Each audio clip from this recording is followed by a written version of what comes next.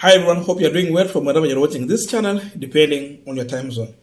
Now, the Media Guild came out to expose government plan to shut down the internet and the mainstream media ahead of the Monday mass action.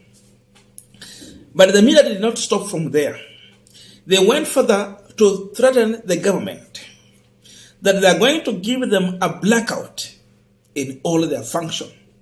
Number one, they were going to start with the Inspector General of Police, Japhet Koome.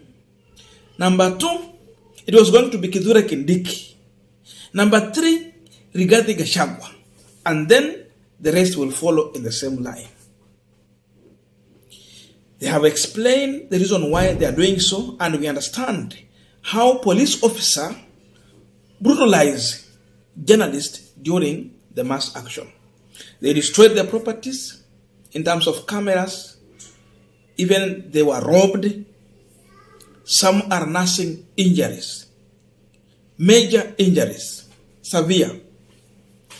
And Raila Odinga also came out to point out and advise those who want to follow live demonstration to download VPN that has a reputation so that they can break the internet and have to watch the live coverage.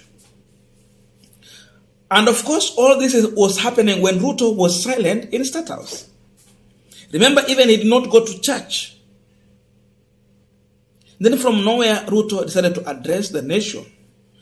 And Ruto has come out to confirm that they will not shut down the internet, they will not shut down the media, and they will have the freedom in as much even they don't support them, the media does not support them, they will give them their right to broadcast and live stream whatever they want to do. That was just a U-turn that Ruto was doing after watching the ground and realizing the reaction from the people. Remember, Ruto is a consumer of the intelligence information. We mentioned here some of the things that might be affected when he go in that direction. And he has changed his mind. He's saying that the freedom is there and the coverage will go on. He has also gone further to talk about the issue of engagement through the National Assembly. Something we will talk about it, but first of all, listen to William Samoei Ruto on responding to the issue of the media and assurity ahead of the mass action. And finally, now we are continuing with the panel discussion, but just a quick request for those who are watching and you're not subscribed, please consider subscribing to our returning subscribers. I must say thank you so much, and again to all our viewers, please give this video a thumbs up. Thank you so much, and back to this discussion. Journalists should be left alone no matter how biased they are. Do you believe that Ruto is honest with that statement? Is he speaking from his heart? The answer is no. He has been reading the ground and is realizing that no one is going to entertain such kind of a move with this kind of government. The backlash, people have rebuked them, and is realizing that he is getting it wrong. In fact, now, people have been saying Museveni is a saint compared to him.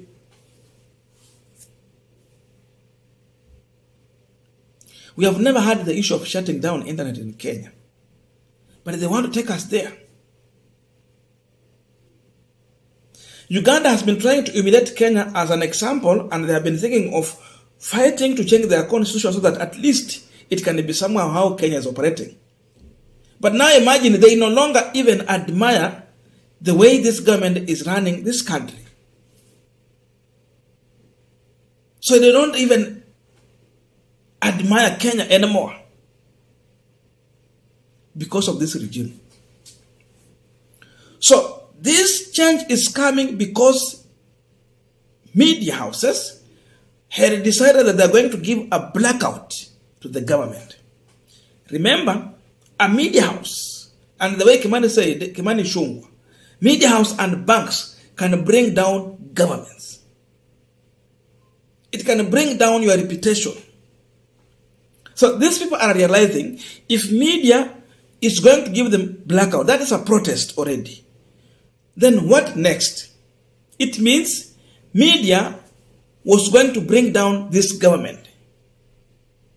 They don't broadcast your events, but they explain your negative side. So in that way, already they are going to create a perception in the masses, and you will have nowhere to defend yourself. So Ruto is realizing that they are sabotaging themselves. That's why he has been forced to make a U-turn and speak this. Imagine no one asked Ruto about the issue of media. That question never came out. But he spoke about it just to confirm that media is free to go and do their recording, to do the coverage, and have that freedom. Already, the international media is in this country. They are against the route in which Ruto was going. And they have been covering the mass action in this country. If you go to their channel, even their YouTube channel and their Facebook pages, they have been streaming live. Ikiwa ni CNN, ikiwa ni BBC, ikiwa ni Al Jazeera, ikiwa ni Sky News, which mention them. Again, the international community is not comfortable with that kind of a move by this government. So they have been put under pressure to allow freedom of the media to do their work, and of course, allow people to have access to information because it is a right in our constitution. So Ruto has no option. Now, he has talked about the issue of engaging with the Kenya Azimio side through the National Assembly, because now that's the channel, according to him. We can go that route, but the big question here is that, can it be successful? The answer is no, and the reason is simple. It is written on the wall. Ruto has been buying members of parliament from the Azimio side. From the first day he took over government, first of all, he went for the UDM party. UDM party was in Azimio with 9 members of parliament. Ruto bought that party to join the Kenya Kwanza government. And they went to post-election agreement, which was against the law. Because for you to go to post-election agreement, you should have resigned from the other coalition after 6 months. 6 months after election for you to move. That did not happen. Wangekuwa wana move, ingekuwa ni saizi ndo wana move sasa. Because now we are 6 months from the election time. Look at people like Jalango and the team. They have been bought. So there's nothing Azimio can achieve through the National Assembly. The truth is that Azimio had the majority in the National Assembly. But these people, they were sabotaged because someone was ready to pay people. So there's no engagement Azimio will go into with William Ruto through the National Assembly. That route is a big no. He's lying to himself. No one will buy into that route. Mahali pa kununua watu, hapana.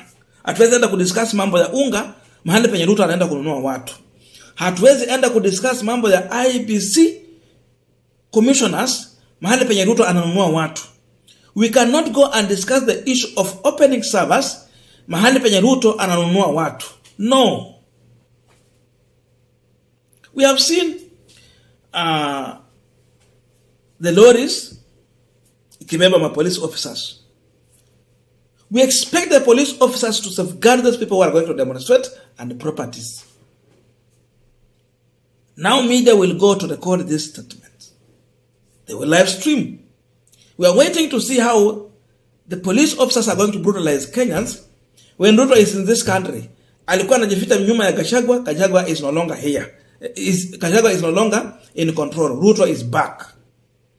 So let us know if it was Gachagua who was giving order to police officers to brutalize journalists, to brutalize Kenyans. if there was violence committed against citizen, the person who was committing violence, it was police officers. Hiyo habari fikia Ruto vizuri sana. Hope is aware of that. So we are going to see way forward, but we are seeing a William Ruto who is now changing, referring to Raila Amolo Odinga as my brother and all that. Let him continue with that, but the end game is server, IEBC, cost of living. Lakini tuanza na cost of living. Hiyo ni number 1. Alafu server na IEBC, VAT.